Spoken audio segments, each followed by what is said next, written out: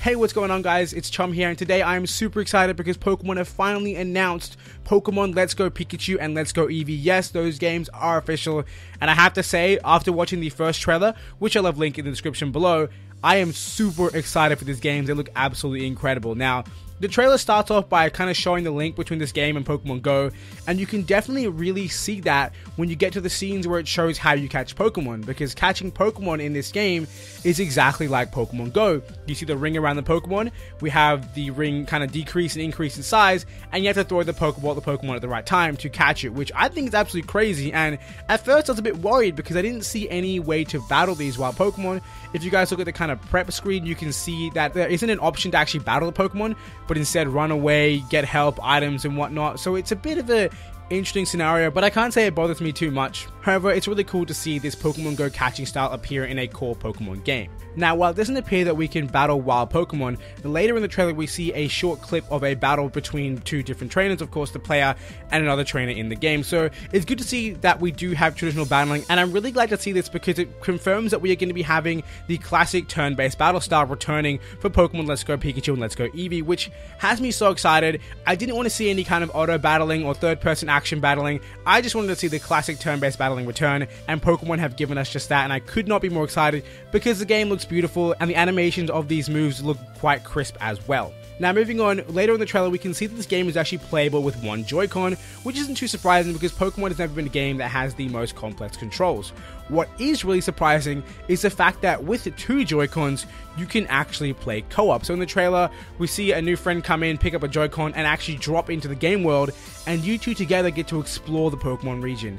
And that, to me, is absolutely incredible. I cannot believe it. I've been wanting this for such a long time and I never thought it'd come, but here we are with co-op Pokemon. And as you guys can see here, in the battle sequence I just talked about earlier, it's actually a 2-on-1. We have our two trainers with their two Pokemon battling it out against this one trainer that they encountered, which is crazy. We've had horde battles and various multiple on one battles against us. Now we finally have the chance to do multiple of us against one enemy, which, you know, it feels like justice, and I absolutely love that. Another crazy thing they announced in this trailer is the introduction of a brand new type of controller, a Pokeball controller, which looks really cool to me. It has a bit of a joystick where the button of the Pokeball is, and you're actually able to click the Pokeball by squeezing the top and the bottom to act as, I guess, a button press, which seems like an even more simplified control than we're used to, but hey, if it works, it works. And a really cool thing about this controller is, of course, it has motion tracking, meaning that you can actually throw a Pokeball in-game and catch Pokemon, which, to me, that feels exciting. But of course, when you throw the Pokeball, don't let it go. Don't break your TV or break your Switch. You don't want that to happen. But still, it's really, really cool. And beyond that, you can actually take your Pokemon for a stroll within these Pokeballs, similar to the Pokewalker, I believe it was called, from Heart Gold and Soul Silver. But even better than those is that this Pokeball actually has lights and a speaker, or at least that's what the trailer makes us think, meaning we can actually interact with our Pokeballs and have our Pokemon make noises and have the ball light up, which I think is something beyond my expectations. It's absolutely amazing to have this really cool interaction, and I feel like we're getting closer and closer to Pokemon being real, or actually feeling like a real Pokemon trainer, so absolutely incredible. Anyway guys, moving back over to this game's relation with Pokemon Go, as we saw at the very beginning, in this game you can actually transfer Pokemon from Pokemon Go to Pokemon Let's Go Pikachu or Let's Go Eevee, whichever copy you have, and that to me is crazy, because so far in this trailer, we've actually only seen Kanto Pokemon. Now, I'm surprised by the fact that you can transfer from Go to Let's Go. It's really interesting because the Let's Go trailer only shows Kanto Pokemon, while Pokemon Go, of course, has Pokemon from later generations such as Johto and Hoenn, which means, are we going to be able to get access to those later generation Pokemon through Pokemon Go only, which would be really, really interesting. It means we'd have to get up to Gen 7 in Pokemon Go before Let's Go comes out, so a lot of things are kind of up in the air there. But one thing to take note of before you kind of get excited about transferring Pokemon to Pokemon Let's Go and then having really powerful Pokemon from the get-go, the Pokemon are actually being brought to what's called Go Park. Now, I'm a little bit cautious of this because that might mean we don't actually get to battle with these Pokemon, but instead they go into something like a Safari Zone, which you guys can see here, and instead of actually battling with these Pokemon, you simply interact with them in a really, fun and close nature, similar to something like Pokemon Ami or Pokemon Refresh. Now, as much as I love those two modes, I would prefer to battle with Pokemon because that to me is what Pokemon is all about. But I have to say, it's a really cool feature for those of you guys who love to interact with their Pokemon, and given the beauty of this game, I'm definitely going to play with that a lot too, so it's going to be a lot of fun.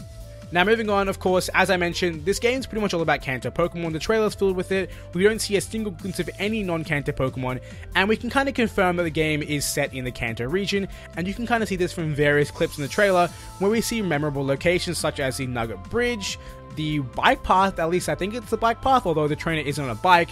And then of course we have a tiny screenshot of Lavender Town as well. You guys can see like the tombstones and the ghostly aura, so I'm assuming that's Lavender Tower.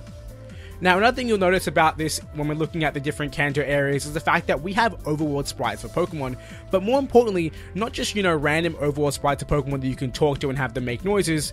Instead, the Pokemon in the grass, as you guys can see here in this screenshot, and the Pokemon inside caves and other areas in which you battle Pokemon actually have physical sprites that you run into to interact with, which to me is insane. It's always been the case that you go into an area where you can quote-unquote find Pokemon, and you just run around until you bump into something random and boom, there it is. But now you can actually see the Pokemon in the overworld and run into whatever Pokemon you want, which to me is absurd. Another thing you'll see in the trailer is that there are sometimes Pokemon in areas where you wouldn't traditionally encounter them, such as grass, caves, and water. Instead, they're just randomly on the path, and it makes me wonder, are these Pokemon going to be battleable / catchable, or will they just be something that you can talk to and they make random noises as they used to do in the previous games?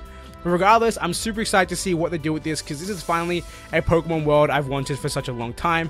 One where you run around the open world and you see the Pokemon in the grass and you run into them. But another amazing thing that they've done with overworld Pokemon is they finally returned the feature in which our Pokemon walk behind us when we run around the game world, and that is super amazing. In these two clips here, you can see two trainers, of course, playing co-op mode, being followed by Pokemon like Electrode, Gengar, Nidoking, and Nidoqueen, and seeing these Pokemon looks absolutely incredible, not to mention the sizes of these Pokemon. They look absolutely wonderful, and I think it's going to be absolutely amazing to see our favorite Pokemon walk behind us in this game with the beautiful graphics that this game has to offer. Another thing we see in this trailer is something similar to Poke Ride. You guys can see there are various clips in which we ride upon an Onix, a Lapras, and a Charizard, so we get land, sea, and air travel, which is super amazing. And by the looks of it, I can't exactly tell whether or not these Pokemon are something that we have in our own party or something we can call on a ride pager, but regardless, it's super cool to have. And of course, being able to travel by air in the same manner you can in this trailer, rather than just, flying from town to town, but actually hopping on your Charizard or whatever flying Pokemon you have and actually soar through the sky over the world is absolutely amazing, and I can't wait to have that in my hands and play that. It's going to be absolutely incredible. Now, one more final feature I want to touch on that I think is really, really cool is the fact that with your starter Pokemon, your Eevee or your Pikachu, you're actually able to equip it with different costumes or outfits, which to me is a really, really cool way to customize your Pokemon. I doubt this will be available for every single Pokemon in the game. It might just be exclusive to the starters, and I'm hoping that this also means we'll be able to customize our trainers' outfits as well, because that is one of my favorite things about the later Pokemon games, is that you can look like whatever you want to look like, and it adds a real personal touch to the game. Now, one final thing I want to talk to you guys about this game is the Pokedex entry screen.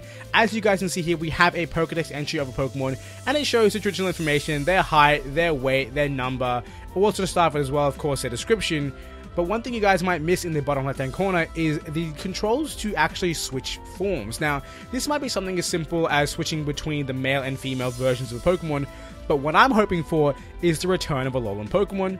As you guys know, every single Alolan Pokemon in the game so far is a Kanto Pokemon, and the fact that return to Kanto makes me hopeful that we're going to see some of these Alolan Pokemon having migrated back from Alola to Kanto, or maybe various trainers having brought them in that you can trade for.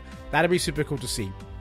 Regardless, guys, that's going to be it for this video. I hope you guys are super excited for Pokemon Let's Go Pikachu and Let's Go Eevee, because I absolutely am. Despite being a bit skeptical before I saw the reveal trailer, I am super excited for this game, and I have to say, this game is definitely going to get me back into Pokemon Go. You might see a video about that later in the week. Regardless, if you guys enjoyed, hit that like button. And of course, if you want to see more news about Pokemon Let's Go Pikachu and Let's Go Eevee, hit that subscribe button also, because I'll be making plenty more of those in the future, and expect to see a few more today as well, because I have a lot of things about this game that I want to talk about. Regardless, I want to thank you for watching. Hope you guys enjoyed, and until next time, I hope you have a wonderful day.